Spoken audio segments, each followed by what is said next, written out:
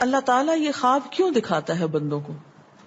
اور یہ ایک ایسا عمل ہے کہ جو انسان جس پہ قابو نہیں پا سکتا، جو انسانی ڈسکوری سے باہر ہے کہ ایسا کیوں ہوا. آپ دیکھیں کہ انسان دو چیزوں کا مجموعہ ہے، ایک اس کا جسم ہے اور ایک اس کی روح ہے. جہاں یہ دونوں آپس میں ایک دوسرے سے موافقت کرتے ہیں، ایک دوسرے کے ساتھ کوآرڈینیٹ کر رہے ہیں، وہاں یہ ایک دوسرے سے کشمکش بھی کرتے ہیں. بعض اوقات جسمانی خواہشات روح پر غالب آ جاتی ہیں، بعض اوقات روحانی کیفیات جسم پر غالب آ جاتی ہیں. عام طور پر دن میں جب ہم دنیا کے کام کر رہے ہوتے ہیں تو ہمارا جسم ایکٹیو ہوتا ہے، اور اس کا نتیجہ کیا ہوتا ہے کہ روح کی جو کار فرمائی ہیں وہ ذرا لو ہو جاتی ہیں. رات کو جب ہم سوتے ہیں اور جسم ہمارا بالکل بے حس ہو جاتا ہے تو پھر روح جو ہے وہ ابھر کر آتی ہے، اس کی کار فرمائی بڑھتی ہے، وہ زیادہ ایکٹیو ہو جاتی.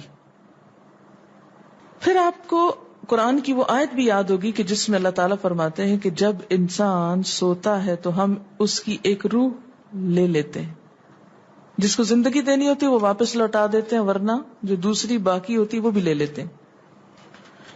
اب یہ جو روح نکلتی ہے نا ایک ہمارے جسم سے، تو یوں لگتا ہے کہ جیسے وہ مختلف جگہوں پہ وانڈر کرتی ہے، یعنی گھومتی پھرتی، اور بعض اوقات دور دراز پہنچ کے مثلا کسی مردے سے جا ملاقات کرتی، کیونکہ روح تو ایک لطیف چیز ہے نا.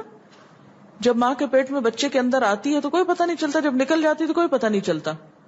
اسی طرح روح دیواروں کے پار بھی چلی جاتی ہے. قرآن پاک میں آتا ہے نا کہ اینما تکونوا یدرککم الموت ولو کنتم فی بروج مشیدہ، یعنی اگر بالکل ساؤنڈ پروف اور ہوا پروف جگہ پر بھی کوئی چیز رکھ دی جائے تو کیا ہوگا؟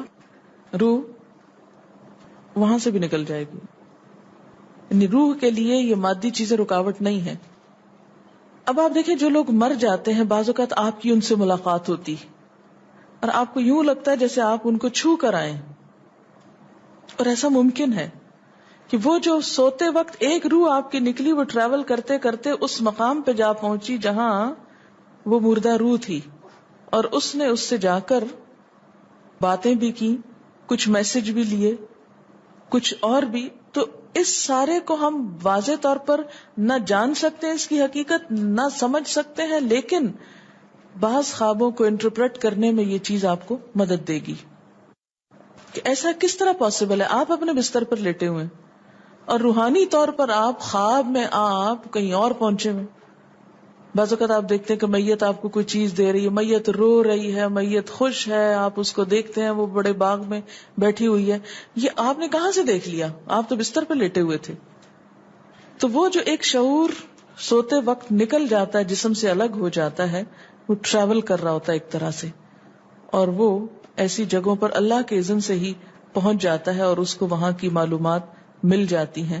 اچھا، آپ کو یاد ہوگا وہ قصہ جو شہیدوں کا واقعہ میں نے آپ کو سنایا تھا، عراق میں جو صحابہ کرام کی قبروں میں سے ان کو نکال کر دوسری جگہ پر دفن کیا گیا.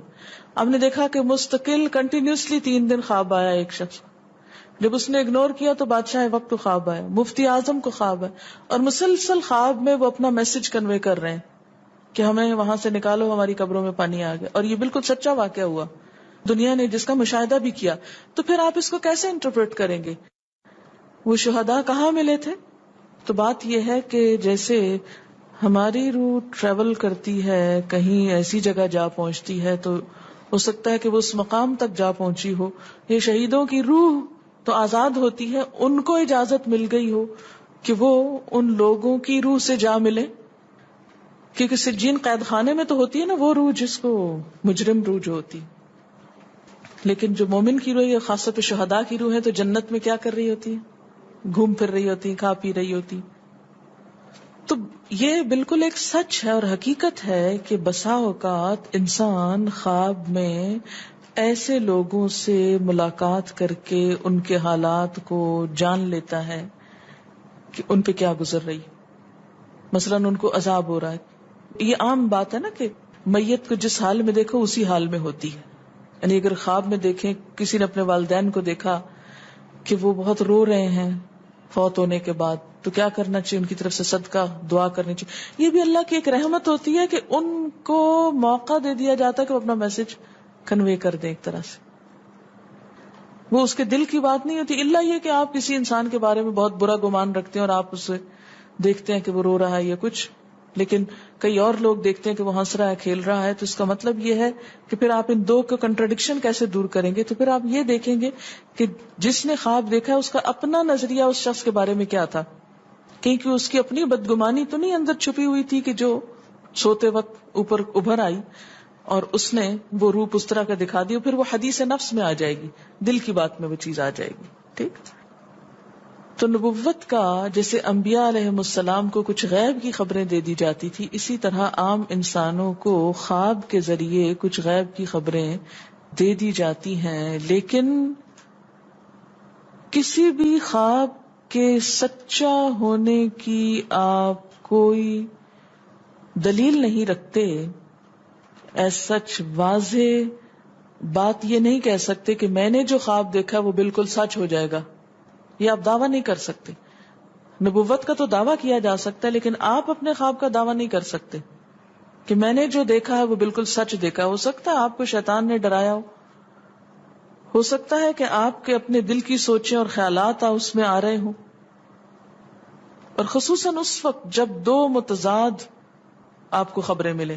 مثلا ایک شخص آپ کے پاس آتا ہے، وہ کہتا ہے کہ میں نے آپ کے بارے میں بہت اچھا خواب دیکھا. دوسرا آتا ہے کہتا ہے کہ میں نے آپ کو اچھے حال میں نہیں دیکھا. اب یہ فرق کس چیز کا ہو گیا؟ اس کے اپنے گمان کا فرق ہے. ایک آپ کے بارے میں گمان اچھا رکھتا ہے، وہ آپ کو اچھا دیکھنا چاہتا ہے لہذا وہ آپ کو اچھا دیکھ رہا ہے، اور دوسرا آپ سے حسد رکھتا ہے اور وہ آپ کو ہر قیمت پہ ختم ہوتے دیکھنا چاہتا ہے. وہ ویسے تو مار نہیں سکتا آپ کو، لہذا خواب میں مار لیتا ہے اور خواب میں آپ کا حال برا دیکھ لیتا ہے. تو وہ خواب دراصل کیا ہوتا ہے؟ اس کی اپنے نفس کی بات ہوتی ہے.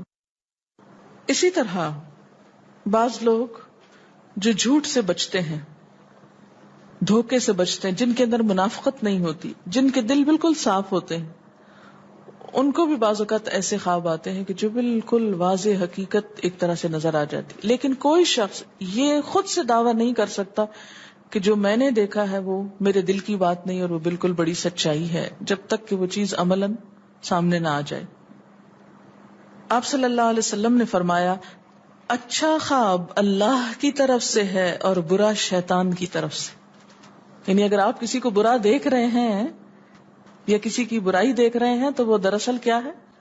شیطان ہے آپ کے اندر، جو آپ کو اس شخص کے خلاف یا کسی خاص واقعے کے خلاف بھڑکا رہا ہے، اور آپ اپنی تسلی کر لیتے ہیں خواب کے ذریعے. فرمایا پس جب کوئی شخص پسندیدہ خواب دیکھے تو اسے صرف اس شخص سے بیان کرے جس سے محبت اور اعتقاد ہے. یہ میرا مشورہ نہیں، نبی صلی اللہ علیہ وسلم کا ہے آپ سب کے لیے. بخاری اور مسلم کی روایت ہے کہ جب کوئی اچھا خواب آپ دیکھیں تو کیا کریں؟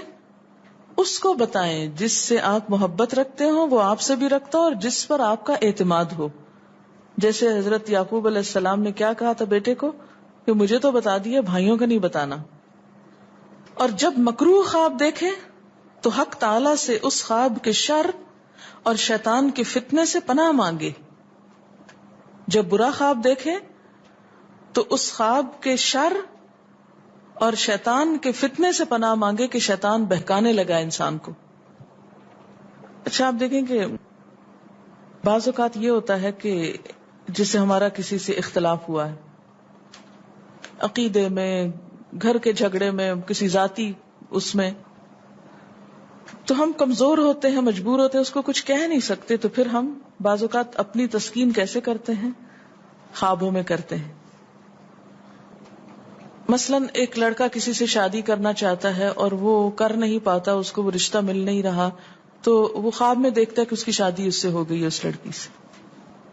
تو بعض خوابوں کی نوعیت بس صرف اتنی ہوتی، اس سے زیادہ اس کی حقیقت نہیں ہوتی. اچھا بعض اوقات جیسے کسی سے ضد ہے، عداوت ہے، دشمنی ہے آپ کی، اب آپ اس کو خواب میں برا دیکھ رہے ہیں، اس کی برائی دیکھ رہے ہیں، تو یہ دراصل کیا ہے؟ شیطان کا شر ہے جو آپ پہ غالب آ گیا ہے. آپ اس کی برائی چاہتے ہیں، ویسے کچھ کر نہیں پاتے، مجبور ہیں آپ، تو آپ خواب کے ذریعے وہ اپنی تسلی کر لیتے ہیں.